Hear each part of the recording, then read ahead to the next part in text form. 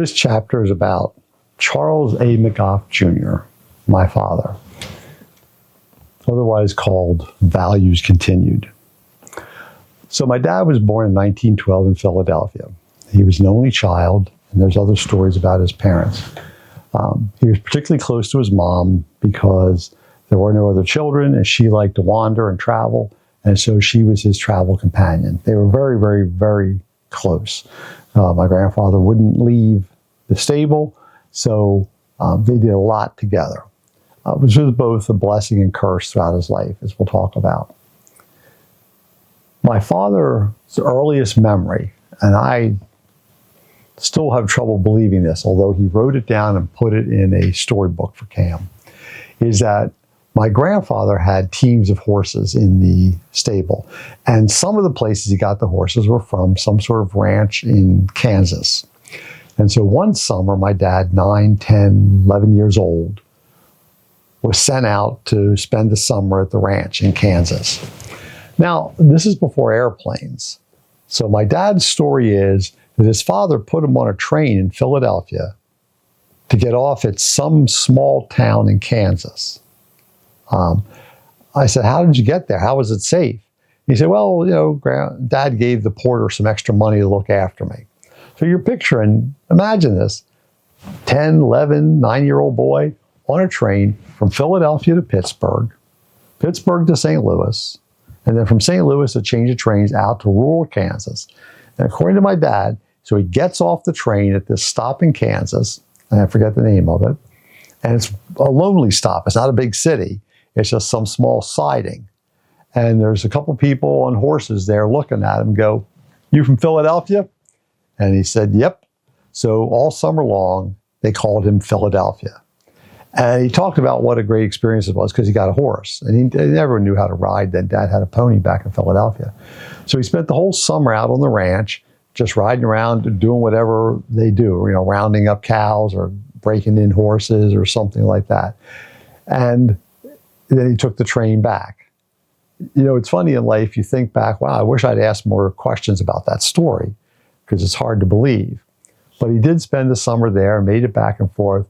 I can't even imagine people today letting their kid take a train from Baltimore to Philadelphia, much less a steam train that took 3 days to get to the middle of Kansas. But it was a different world then. He went to St. Joe's Prep in Philadelphia, which is a really nice school, still in business, but he couldn't board. And then he went to Villanova because he always told his mom he wanted to be an engineer. And she thought he meant a train engineer. Philadelphia was a huge part of the train industry in those days. The largest company in the world at one point around 1900 was the Pennsylvania Railroad. And the largest locomotive manufacturer was the Baldwin Works in Philadelphia, making huge steam locomotives until the government forced them out of business through overmanagement. So this is a big, big part of life. This is cutting edge technology. The railroads are big and powerful, and he wanted to be an engineer. So he said, no, Mom, I want to be an engineer, electrical engineer. So he went to Villanova, but he day hopped both places. His formative experience was when he went to Villanova, he then did a summer semester in Germany. Now, when you listen to his stories about it, I'm not sure how much time he spent in the University of Heidelberg, but he talked about this for the rest of his life, his time in Heidelberg. Apparently, there's a tavern or a bar there. That one of the things is, you carve your name in the wall. I always wanted to go back and see it. He swears he carved his name in the wall in 1936.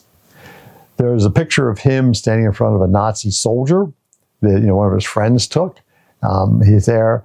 They went to Switzerland. There was a mix of men and women. Some of them stayed friends his whole life because he'd still talk to them and still send them Christmas cards. They would go up a mountain, and Dad was a bit of a funny guy, I think. That he's like, well, I'm not going to climb a mountain. I'm just going to stay here next to the fire and read. So you have this impression that he's just a little bit, different. But anyhow, probably a spoiled guy, the only son of a doting mother. I don't know. But he had a great time and stayed close to those people his whole life. There's a couple pictures of them on the boats if you go through all the albums here. And he talked about his whole life, his trip to Heidelberg. And he might even have seen some of his grandparents because his mom and dad were from Philadelphia. So he might even have stopped to see some relatives in Germany.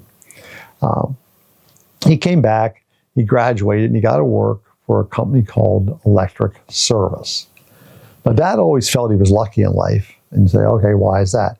He said, well, because when he was really young, his father made him run barefoot through a whole pile of manure and told him, that'll bring you luck your whole life. Not sure that's the case, but he believed it. He spent summers up at the country club, the Columbus Country Club, which was a little place, a Catholic organization that was right on the river that had, you could take your horse, you could swim in the river. There was a clubhouse, and there were lots of other kids. And then they built little bungalows. You had bathrooms and heating. So he spent all summer there and got to know a lot of people. That was their summer place. And Grandpop would come up once in a while and visit them during the day. But it was mostly for wives and children to get out of the city. And that he really enjoyed it. And if you look at we have a book, The 50-Year History of the Club. He has a whole memory that he wrote of it was like in the 20s and 30s when he went there. He goes to work for this company, Electric Service, I don't know, in the late 30s. And Electric Service was a bit of a conglomerate in those days. They were in North Philly.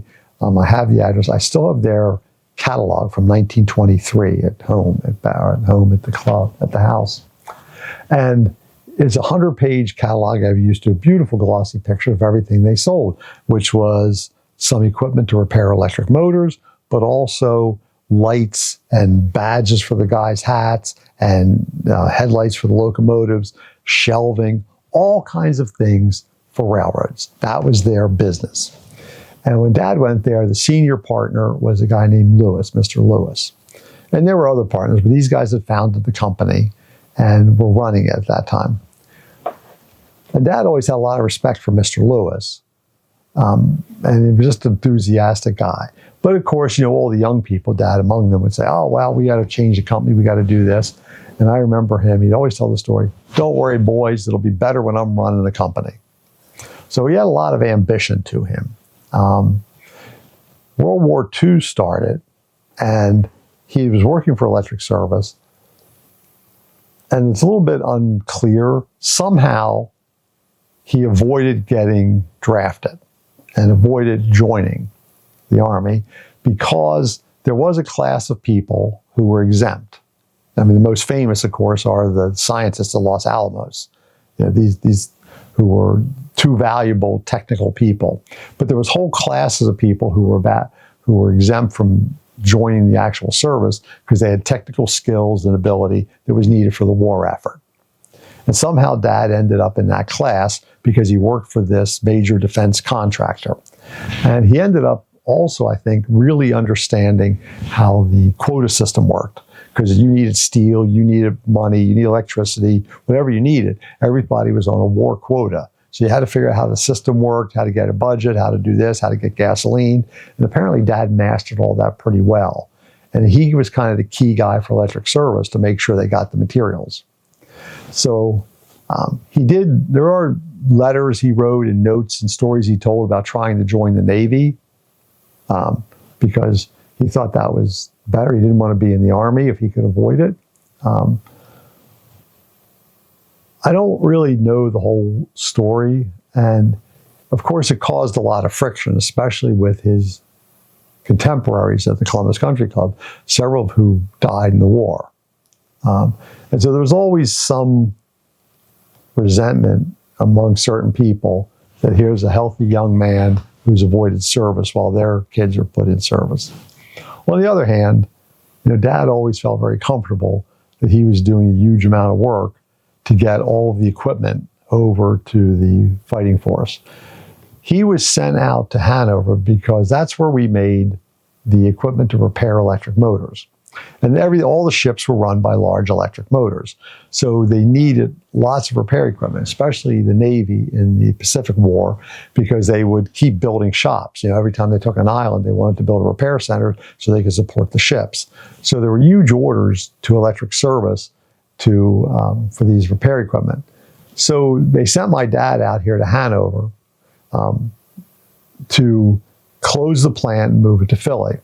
Now, the plant in Hanover had been started in 1910 by a bunch of local people who were wanted to make equipment for electric motors on trolley cars and street cars.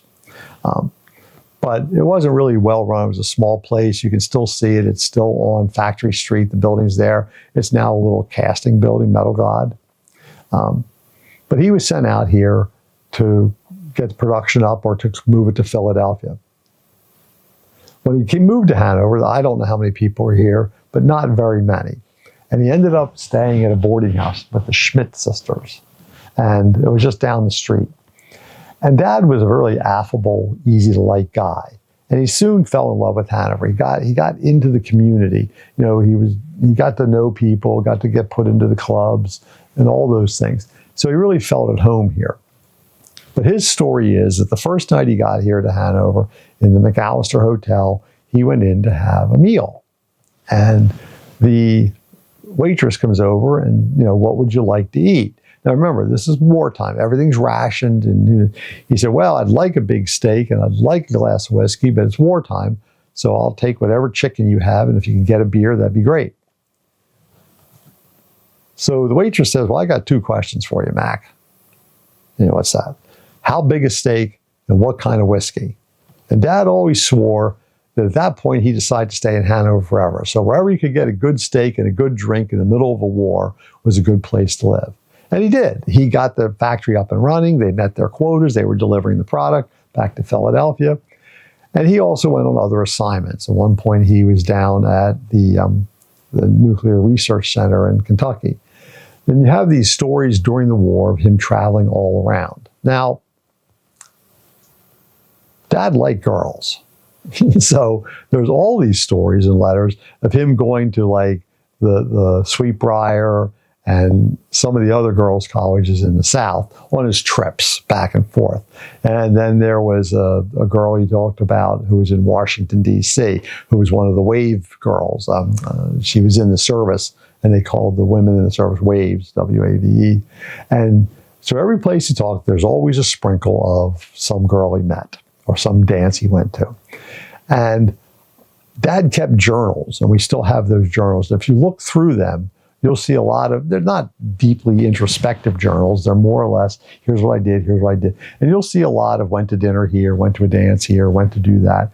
So I think he also had an ability just to have some fun and to meet and connect with people.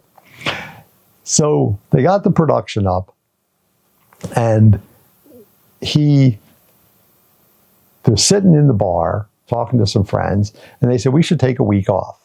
And for some reason, they ended up deciding to drive to California. Now, I'm not going to try to repeat the whole story. Dad has a 30-page book he wrote about the trip to California in 1946. His famous part was he told me that somewhere in Arizona, they had a postcard of a donkey that was kicking. And he wrote on the back, he sent it to Mr. Lewis at Electric Service and said, I've broken free and I'm not coming back. So I'm not sure how Mr. Lewis liked that either. But anyhow, you have to read this story. It's a series of every stop, every hotel they stayed in, every place they seemed to find a girl to go to a dance with. But this is a different age. It wasn't so predatory. You know, they're like, wow, you know, you'd be sitting and talking to someone and you have a social event and then the boys would get up. You really have to read it though, because they'd start the day with a whiskey sour. And then there's a whole litany of drinks in between. They ended up at a friend's house in Hollywood, out in California, and they spent, it must be a week there, and they went up to San Francisco, they went up to Sierra Nevadas, and eventually turned around and drove back. And it's a really interesting book. What was interesting to me is, of course, I've been to all the cities, but all the hotels are now gone, all that stuff's gone. But he talks about going up to Donner Pass in the Sierra Nevadas. And this is the famous part of the Sierra Nevadas where the Donner Party got stuck in the snow and couldn't make it over the Sierra Nevadas. The reason it's interesting is because we went there as a family, Robbie, Carolyn, Michelle, and I. And we also went to Donner Pass and stood probably on the same overlook that he had, because the road, it was a Route 30, and it's probably the road they drove on. Now it's all an expressway you get on. And he talks about standing there. He talks about the railway sheds, because they ran the train across the side of the mountains. So to keep them snowed in, they built sheds over it to keep the snow off the track. And I remember standing there looking at the kids saying, look at those railroad sheds, look at those railroad sheds. And they were like, okay. But it's the same railroad sheds my dad saw in 1946, almost 60 years before. And the same view and the same pass. And it was just an interesting intersection for me. I'm sorry none of the hotels exist anymore. So the big thing is, after that, he had, electric service kind of broke itself up in the 50s and sold off divisions. And his dad had connections here in Hanover and had different jobs here and worked for different companies. And eventually, he worked with a company in a law firm in Philadelphia, Fortenbaugh. And Fortenbaugh was putting together like this little conglomerate, and they thought the world of him. Attorney Sam Fortenbaugh thought the world of him, wanted him to run a division, but he kind of fell into being happy here. And somehow they figured out a way to buy this Peerless division out of the company that owned it. And when I was a kid, it was owned by Phillips Petroleum. So we always had a Phillips Petroleum credit card. And so while Dad had other jobs, he always kept his hands in it because this is the business he loved. He also invested in a pretzel bakery because pretzels are big here. There was Snyder's Pretzels, and he had a partner, Tommy. And then he also invested in a box factory to make shoe boxes. Now, Dad's idea, this is all really smart stuff. His idea was to have a little group of companies, one that made food, one that did packaging, and one that did machine work. Now, his dream was to build a house with 3 wings. So he could just get up in the morning and walk out to whichever wing he wanted. Mom kind of put an end to that. The pretzel bakery ended up going bankrupt. Tommy was running, a guy named Tommy was running it. According to Mom and according to Ed Howe, my dad's accountant, Tommy got in trouble with the IRS, wasn't paying his taxes. And on top of that, Tommy was chasing the ladies around the ovens and so on. So Dad didn't know all this because he was just letting Tommy run it. And eventually the IRS came in and put liens on it, and they paid the bills and all that stuff and got out of it. And eventually sold the name Schneider's to somebody and sold the bakery ovens to somebody else. Dad always claimed he sold the ovens to Ravona Pretzel here in town. I talked to the owner of Ravona, and if Dad did sell the ovens, it was a long, long time ago because the current owner had bought the ovens himself 20 years ago. But that's why we always went to Ravona Pretzels, because Dad had friends with there when they started up. So it's after World War II. Dad moves his parents out here. And we lived in this nice house. It's not there anymore, 1307 Baltimore Street. So this house is about 2 miles outside of downtown Hanover. At the time, I wouldn't say it's in the middle of the country. There's a huge farm next to us. But then there was this white house, 1307. Then there was Mr. Myers' house, another house. There was a Tasty Freeze across the street, which is now Sal's Pizza. There was other houses there. And there was a gas station on the corner, which is now a gas station, Arby's. But the rest of that was all farmland. But all the houses on Baltimore Street and all the houses on Clover Lane and all the houses on Grandview are the same houses that were there when David and I grew up there. So that little part, other than our house, hasn't changed, other than the farmland's all developed. So it's kind of interesting, that level of stability. My parents eventually had to sell the house because as Baltimore Street became a main thoroughfare, it just became untenable. It was impossible to get out of it. It was just time to move. It was too much house for them. But it ended up being bought by a bunch of doctors who then tore it down and put in a beer distributor. Because, if you're a doctor, what you want to do is invest in a beer distributor because they're good, solid returns. But no one was going to buy it to live in it. So he moved in there. It was set up by a guy to be his, he was going to live on the first floor, and he'd have an apartment on the second floor for his family, his son, and somebody. But that didn't work out. So he moved my grandmother and grandfather into this house. And grandmother just did a great job. She had gardens and trees. We had bamboo there when we were kids. And Dad would then, work out of the house. He redid the basement. This is a real upper middle class 50s thing. He put a whole full bar in the basement. I mean, this was an entertainment place. I mean, it was a full bar with the wet, the drying racks, the glasses, the glass cabinets with all the liquor in it and fancy glasses for the different kinds of, drink, Manhattans and highballs and all that. The bar had a Formica countertop. It had a step on it because you couldn't, bars always had a step on. Don't ask me why. He had a shuffleboard tile court put in. He had another tile court put in. There were a couple of pictures of roosters that were all done in tile. Well, this was a party room. Okay, he had benches to sit on, and there's lots of pictures of parties and in the basement there and of his parents' house. It also had a cold room in it, which you don't see much anymore. You only see it in old houses, which is just an earth room. So when Grandma, canned anything or made jars of anything, she'd put it in there, and then it would stay for the winter. Now she had chickens in her day, but eventually, she moved out, and then we moved in there. But this was our basement. Our basement was this large, beautiful bar with tiled floors and beautiful wood paneling all around it. And I thought it was odd for a while until I was in a couple of houses of my father's generation, and they all had different kind of bars in them as well. So there's a lot more at-home entertainment. People probably didn't go out to restaurants as much. And as I say, there's pictures of all the ladies dressed up in long dresses and the men with jackets and ties and playing shuffleboard and all that stuff. So Dad's friends all started getting married. And now this is a little interpretation. And so he decided it was time to get married. And he always had his eye on this cute girl in Philadelphia, this Bernadette Hieronymus, because he knew her from the club. Now, she's 17 years younger than him, all right?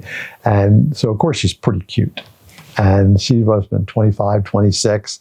So there was a wedding. I forget, one of the club people got married, and he met her there and saw her and talked to her. And they had a dance or two, and he said, "I'd like to see you again. Is that okay?" And she said, "Sure. What's your number?" And she said, "If you want to see me, you'll find out."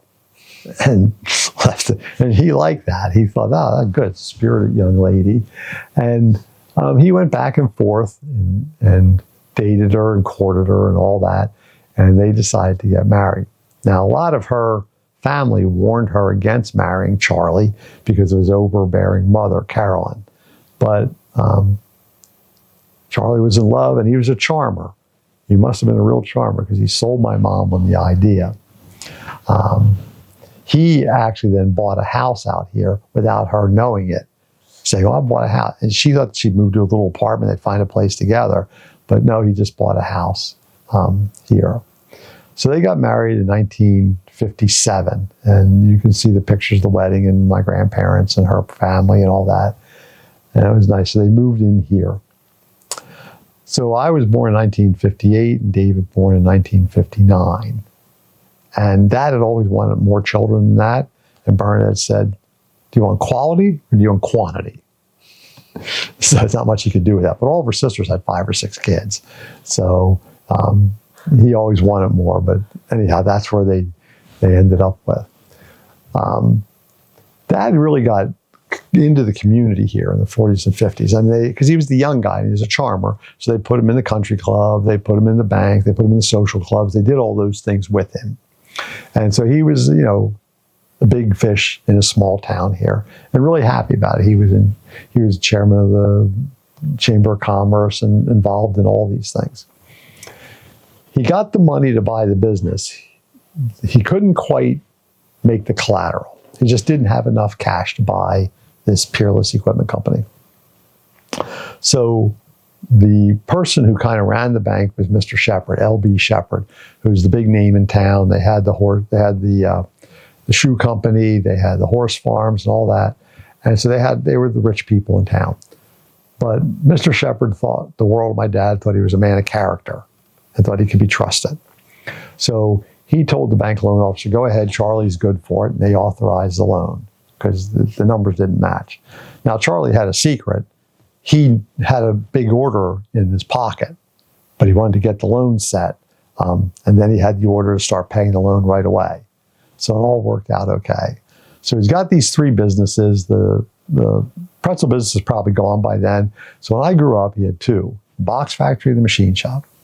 Now, David and I liked the box factory when we were kids because it's so cool. You start with these big sheets of plywood, or not plywood, cardboard, and you run them through these huge presses which put dies in that form the folding, or they cut out the flaps. And then you take them out of there, you took them to the other building, and then they had stamps to make a box. They'd fold up the side, they'd put the glue on it. Now, this is all done. Remember, I'm a mechanical engineer. This is all done with levers and cams and engineering where everything had to fit together. It's not programmed. There were no sensors. You couldn't program all that stuff. Today, this stuff would be easy to make.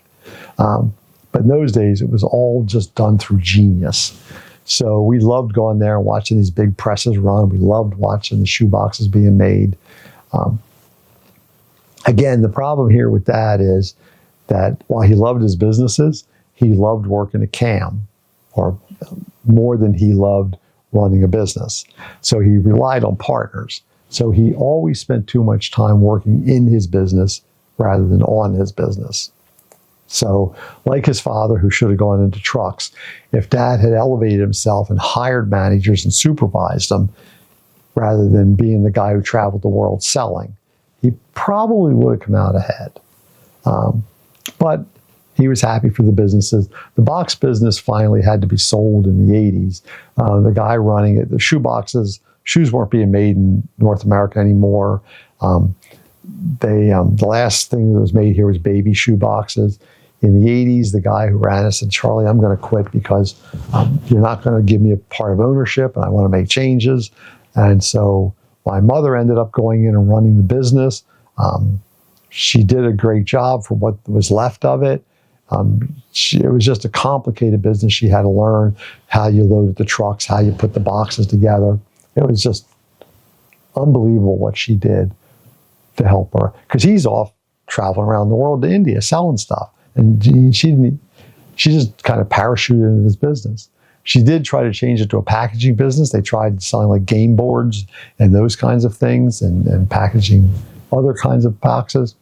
But eventually it just became to the point that someone offered to buy it, and we all kind of forced Dad into selling it. I think it was the saddest day of his life. The business is just not doing well, okay? But he just hated to let go of it, but he wasn't willing to put the work in and the time in to save it and change the business completely. He wasn't willing to let someone else do it. So we sold that sometime. It took a long time, into the 80s or 90s, we sold that business. And it was amazing how it stayed together. Mom, it was just remarkable how she held that together for him. So he started traveling a lot. He always had a wanderlust to him. I told you he went to Kansas when he was 9 years old. And so somewhere in the 60s, he was always traveling around the country, seeing customers. That was his 50s and 60s, the steam train and then airplanes. Then come the 70s, the business in America was really dying. It was really falling apart. So he decided that he had to go overseas and start traveling overseas. And he found all these new markets. His first big market was India. He's gone to India 2 or 3 times a year. Now, this is back not before the internet, before cell phones, before all that stuff. So everything had to be arranged months and months in advance. It was all done through letters and telexes. It was just a whole different way of doing business. And when he was gone, he was gone. I mean, maybe once in a while he could book a phone call back. So while he would be gone in Middle East or India or someplace for 3-4 weeks at a time, once in a while checking in or sending messages to Cam on a telex machine, and then the secretaries would call and read them to Mom.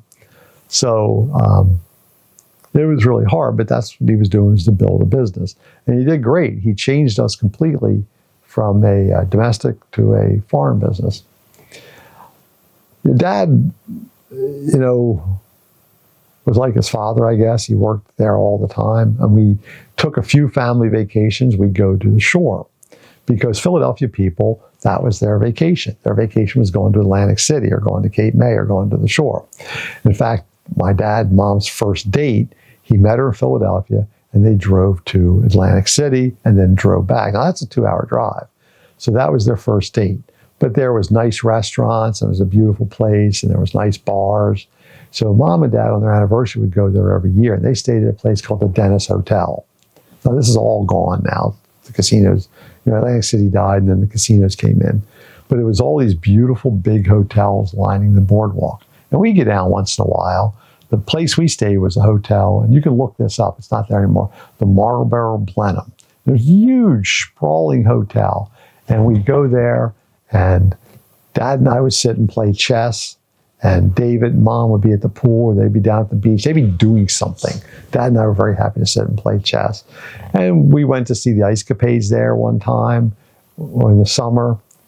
But it's kind of at the end of Atlantic City's time, and so everything was getting tired and old, and eventually they tore them down, so we stopped going, but it was a shame. But I still remember these grand hotels, which is a picture back from 100 years before that. Hotels today, don't have that same same weight.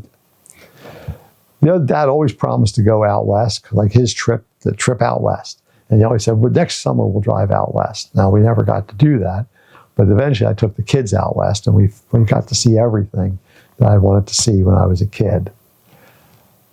The best thing that my dad ever did was my mother's best friend was a woman named Mrs. Hayes. Her husband was an orthodontist. And they had a terrible car accident out near Midland, Odessa, Texas. And it's in the west side of Texas. And he happened to be in Longview, Texas, which is on the east side, near a couple hours from Dallas. And he was at a business meeting. So Mom got the call that the Hayes family was in a terrible accident. No one knew what was going on. Dr. Hayes and one of the girls was dead. Just terrible. So she calls my mom at the business meeting. Called my dad at the business meeting. And says, hey, can you go over and look at it? I don't know what to do. And of course he said yes. All right. And there was a different world then. So the people he's meeting with called their secretary, got him an airplane from Longview back to Dallas, back to Midland. They finished what they were doing. And he left and went out to Midland. And he was there, I believe, about 2 weeks. So Dad has to get off the plane. He's got to identify the dead bodies. He's got to greet the kids because it's the only person they know. The state troopers had taken them in. So they were in safe houses with people. But it was Sheila and Karen and, Sheila and Brian. And there's a third one, I think, Karen maybe. I can't remember. Yeah. And Mrs. Hayes was in the hospital. She's all broken up. She had bad legs and broken bones because they'd gone off the center median and a truck had cut across the median and hit them head on in their camper. And so it was a terrible, terrible accident. And of course, he had to go out to the site and he had to collect all the papers because it was tax season. So they had all their personal papers there and he had to organize all those. And he had to work with There's no one better qualified to do this than my dad. Because he just, for 2 weeks, he took care of all that stuff calmly and efficiently. It just reminded me of the story of his father. Charlie, get me out of this hospital. When you needed it, you could count on Charlie to go get the job done and look after everything. And he wanted nothing for it. He took care of the kids, did whatever he had to do. He stayed in a state trooper's house. It's the best thing he ever did. And because it's a thing of character, and he got nothing for it. Later on, a whole bunch of people went down there and blah, blah, blah, blah, and they were calling the newspaper about how the situation was and doing backstories on the Hayes accident and all that. But that wasn't Charlie. Charlie just went down, took care of the kids, took care of the papers, took care of Mrs. Hayes, took care of getting the bodies back here for burial, took care of all that stuff. So it was really the thing I admire most about him. Most people liked Charlie. I went to work in 1980 for him, and we got on really, really well because I was special. I was willing to let it be his business. So I looked for things to do. He didn't give me a job to do, so I started looking for a job to do. And I found my own way and got into sales because someone should be doing sales, and there was no one doing that. And we got on pretty well because I knew my place. Mom and Dad always had a little bit of friction because he wouldn't sell the box factory, and he wouldn't make changes, and he wouldn't stop. He just wouldn't change. And he was doing all this work. He got diagnosed with prostate cancer in 86, 87, and never traveled after that. So he lived till 96. In the last couple of years, his mind was starting to drift a little bit. And so I'd be at work with him every day. And it's the best thing I ever did. Because I was there, my dad lived out his life the way he wanted to. He had his company. People at the company were so kind to him. They would always look after him. They'd help him remember stuff. He went to work up till 2 days before he died. And he and I would go to lunch, and he'd complain about Chuck. That other Chuck is just giving me so much trouble. Well, you're nice. I like you. Why can't you be more like Chuck? Why can't he be more like you? And I said, Chuck, what a twit. I don't know what you're talking about, Charlie. And we go to the Elks Club for lunch until one day he hit his knee and it just kept bleeding and it looked kind of serious. And we went home and got him settled. And then 2 weeks later, he died at home in bed comfortably at 80-something years old, 84, 85, 86. Yeah. It was a nice moment because I was there. David came down and took care of him and nursed him and did all that stuff. Mom was there. Michelle was there. And every night we kind of gather and have dinner together. And for the first week, Dad was kind of communicative. But after that, he kind of slipped into a coma, I guess you call it. And hospice came in and looked after him. The last couple of years were really hard for Mom. His mind was starting to go. But he had a beautiful death on Easter Sunday. And we were all together at the moment. They talk about the death rattle, and we heard all that. So my dad, what do you say? He lived a full life. He did everything he wanted to do. He traveled. He had friends, long friends. I mean, if he met you on an elevator, next thing you know, you'd be on his Christmas card list.